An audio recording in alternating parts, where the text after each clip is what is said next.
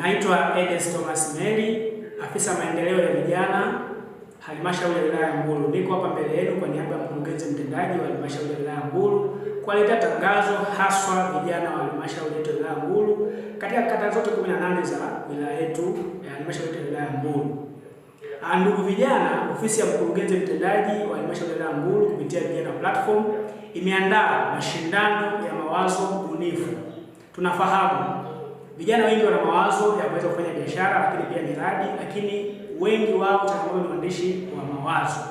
Hivyo ofisi ya mkurugenzi imeandaa mashindano ya kushindanisha mawazo bunifu ama mawazo bora yatakayoshindanishwa siku ya tarehe 26 mwezi huu wa 6. Awali leo tarehe 3 tumeshaachia namna ya kuweza kutuma mawazo hayo.